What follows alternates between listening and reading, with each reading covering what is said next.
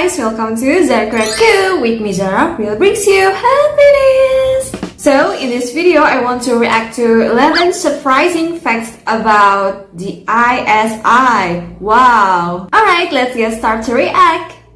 The Inter-Service Intelligence, also known as the ISI for short, was formed on January 1st, 1948. The agency is made up of military officers and personnel from Pakistan's armed forces. Pakistan's powerful intelligence agency ISI is among the most active intelligence enterprise and covert direct action forces in the world. It is part of the Pakistani army, but it operates generally beyond the control of the Pakistani government as a whole. Thanks for joining me here on another episode of FTV Facts. I'm Leroy Kenton, and now by far this past week, this was the most requested topic. I mean, like, everybody wants to know about the ISI. Mustanir Ahmed requested it, Zuhaib Mohammed as well, Salman Saeed, and then we have Khalid Al-Balochi, and then we have Minahal Salim, and not to mention a bunch of other people. So let's begin with the facts. The American Crime News declared Pakistan's Inter-Service Intelligence to be the world's best and strongest intelligence agency back in 2011. The ISI headquarters is located in Islamabad, Pakistan, and its main focus is to protect Pakistan's national interests, as well as look into matters of political and social interest to Pakistan and advise the military in the best steps to take. Now, over the years, the ISI has stopped many terror-related attacks well before they were even executed. The ISI is also the largest intelligence agency in the world. The ISI has close to 10,000 agents in the field worldwide.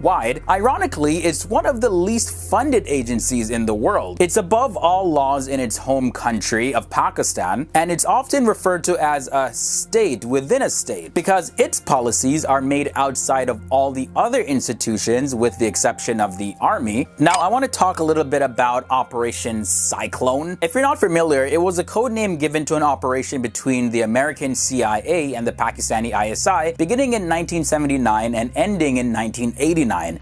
But that was the U.S. plan, a trap codenamed Operation Cyclone, funded by the CIA and designed to draw the USSR into an expensive and distracting Vietnam-like war. Now, the objective of this mission was to stop the invasion of the USSR forces into Afghanistan by providing support to the Mujahideen fighters in Afghanistan. Now, it was one of the most expensive CIA operations that it has ever undertaken, and it cost them roughly $20 to $30 million US every single year, but that was up until 1980, and by the time they reached 1987, it rose to $630 million a year. It's also reported that no ISI agent has ever been caught or turned. Although this has never been verified, the Pakistani government has not yet taken responsibility for any alleged undercover agent that was caught on foreign soil. There are stories of officials like Squadron Leader Khalid Khwaja that were arrested on Pakistani soil for conspiracy against the state, but it seems like the ISI has been very good at insulating themselves from any direct involvement in any of the covert operations that they have supposedly orchestrated. If this is true, that's very impressive. The ISI have also played very crucial roles in arresting members of Al-Qaeda as well as the Taliban. Even though most Western TV shows and movies show the ISI in some kind of negative light, where they're possibly shown collaborating with terrorists, the ISI actually have worked very close with the CIA in bringing down crucial targets and officials of the Taliban and the Al-Qaeda all across the world. ISI is a very professional organization in my experience over the years. I have a lot of respect for them. And I also think it's only in Western minds, and in especially American minds, that you can expect an intelligence service of a foreign country to do something counter to its own interests, to its country's interests. While there are sources that link ongoing relations between the terrorist organizations and the ISI, the Pakistani intelligence service has played a very crucial role in the capture of very prominent agitators like Ramzi Youssef, Abdul Ghani Baradar, Ahmed Omar, Saeed Sheikh, and many more. Pakistani security forces captured one of Osama bin Laden's chief lieutenants, Abu Zubaydah, along with 19 other al-Qaeda operatives in the eastern Pakistani city of Faisalabad. The ISI arrested September 11 mastermind Khalid Sheikh Mohammed.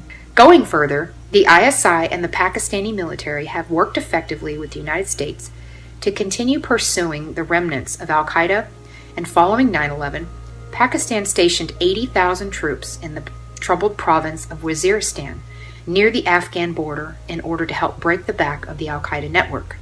Now, as I mentioned earlier in this episode, that the ISI have close to 10,000 members, and I say that because the official number hasn't been confirmed. But what is known about the ISI is that they do recruit from Pakistan's military, as well as they recruit civilians and put them through a lot of rigorous training. The training seems to be very secretive because there's very little information and details about it. But what we do know is that the agents are trained in covert intelligence gathering and counterintelligence. Again, I mentioned that the headquarters of the ISI is located in Islamabad, Pakistan, and the complex consists of various low-rising buildings separated by lawns and fountains. Declan Walsh, a journalist at The Guardian, he says that the entrance is suitably discreet, no sign, just a plainclothes officer packing a pistol. Walsh also said that the complex resembles a well-funded private university and that the buildings are neatly tended. Moving on now to Operation Tupac. Yeah, you heard that correctly, but it has nothing to do with the American rapper. June 16, 1971, mama gave birth to a hell-raising heavenly son. Operation Tupac was the name of a three-part operation that was designed to secretly support the militants of Kashmir. It was partly started by Pakistan's president Zia-ul-Haq back in 1988, and the name comes from Tupac Amaru II, which is the 18th century prince who led the War of Liberation in Peru against the Spanish rule. The ISI is currently engaged in covertly supporting the Kashmiri militants in their fight against the Indian authorities in Kashmir. This is because the militants in Kashmir are fighting to be independent from India and become part of Pakistan. Of course, for Pakistan, the overwhelming obsession is India. Another thing I want to highlight is the Kargil War. The Kargil War was back in 1999. The line of control between India and Pakistan is probably one of the most inhospitable places in the world. There's an unwritten agreement that during the winter, neither force will occupy the border's posts. The ISI broke this agreement in the winter of 1998 to 1999, which led to the Kargil War in the following summer. Although Pakistan is considered to have lost this war, the war is also considered a victory for the ISI, as it caught RAW, its Indian counterpart, completely off guard. India had no clue about the infiltration until they were informed about unknown strangers occupying Indian posts. Now we're coming down close to the end. Let's talk about Mullah Muhammad Umar Mujahid. He was a top Taliban leader, and it's an open secret now that he was trained by the ISI. A captured Taliban spokesman by the name of Mohammed Hanif told the Afghan authorities back in January of 2007 that Omar was protected by the ISI in the city of Quetta in Pakistan. By November of 2009, the Washington Times were claiming that Omar had been helped by the ISI and that he was now in Karachi. It was only in January of 2010 that Amir Sultan Tarar, who was a retired official and ISI agent, said that Omar was ready to break with his Al-Qaeda allies and make peace with Afghanistan. And finally, let's talk about nuclear tests. Although it's never been proven for sure, but it's said that the Indian RAW as well as the Israeli Mossad flew over Pakistan's nuclear test facilities in order to gather information, but they were unable to do that because the ISI planned to keep its nuclear facilities secret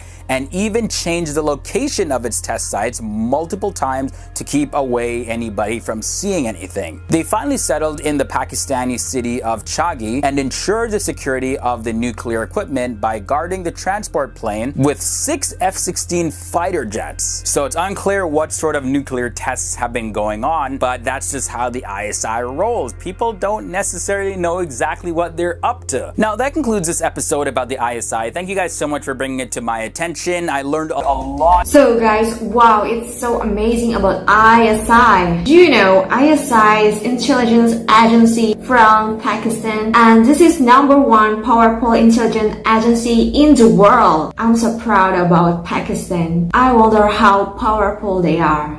Alright guys, thanks for watching my video, but don't forget to like, comment and also subscribe. Okay, see you in the next video.